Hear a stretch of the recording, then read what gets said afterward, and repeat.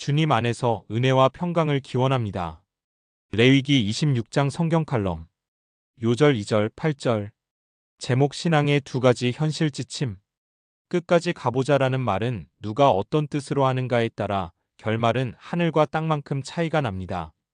좋은 축복의 끝과 나쁜 저주의 끝이 있기 때문입니다.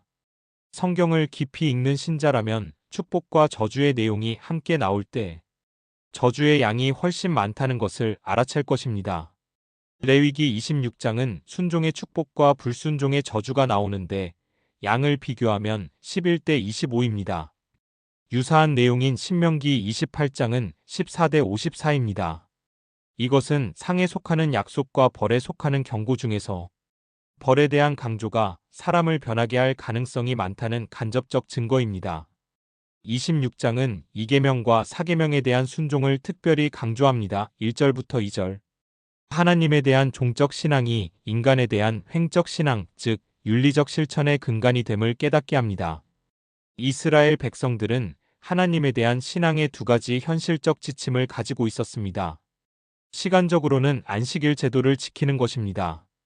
공간적으로는 중앙 성소를 중심으로 생활의 패턴을 삼는 것입니다.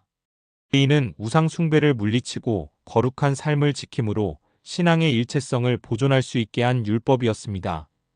이 두 가지 지침을 신약교회에서 비약적으로 적용하면 주일 성수와 교회 중심의 신앙생활을 우선하는 것이라고 볼 수 있습니다. 먼저 순종하는 자에게 주어지는 축복과 능력을 보겠습니다. 육신적으로 필요한 양식과 안전에 대한 보장을 합니다. 5절. 마음의 평안을 주심으로 두렵게 할 자가 없게 합니다. 6절. 인생의 수많은 대적을 이길 수 있는 승리자가 되게 합니다. 7절부터 8절. 특별히 작은 숫자로도 큰 숫자의 대적을 이기게 합니다. 구체적으로 5대 100의 20배와 100과 1만의 100배의 예를 듭니다. 나아가 번성과 형통의 복과 함께 지고의 복인 하나님과의 동행이 이루어집니다. 9절부터 13절. 이제 불순종한 자에게 주어지는 저주를 살펴봅니다. 온갖 병으로 육신의 괴로움을 겪습니다.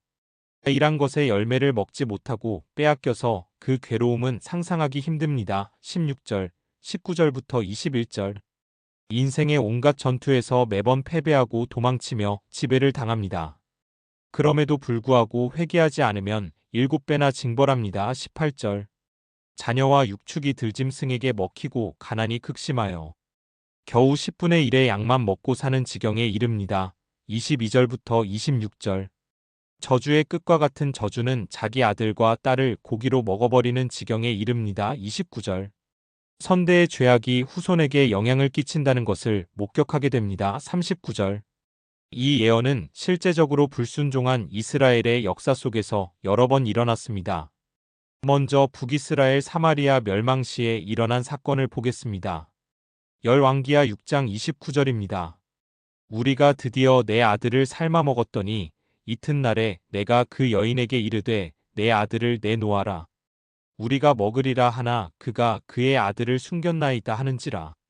두 번째는 남유다의 예루살렘 멸망을 다룬 예레미야 애가 4장 10절에 나옵니다. 딸 내 백성이 멸망할 때에 자비로운 부녀들이 자기들의 손으로 자기들의 자녀들을 삶아 먹었도다.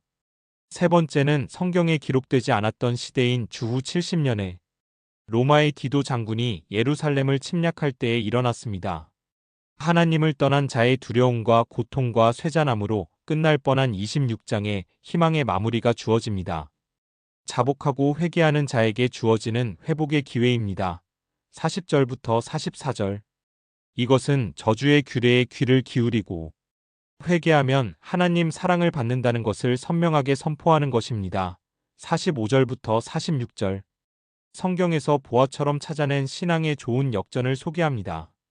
고라 일당의 반역 사건에서 심판을 면한 벨렛의 아들 온과 고라의 아들들입니다. 온은 민수기 16장 1절에서 처음에는 반역에 참여했지만 민수기 16장 27절의 심판의 기사에서 이름이 빠진 것으로 보아 돌이킨 것이 틀림없습니다. 민수기 26장 11절에서 고라의 아들들은 아버지의 길을 거부하여 스올의 심판을 피하였습니다. 고라의 자손들은 11편의 시편을 남김으로 후대의 좋은 신앙 역전의 롤모델이 되었습니다. 선대의 불신앙을 반면교사로 삼아 하나님 앞에서의 신전신앙으로 승화시킨 옹과 고라의 후손들은 후대 그리스도인에게 감동을 주기에 충분합니다. 이들이 선대의 뒤를 무조건 따르지 않고 하나님의 뜻을 순종한 동력은 안식일을 지키고 중앙성소를 중심으로 생활한 것에서 나왔다는 점을 능히 추정할 수 있습니다.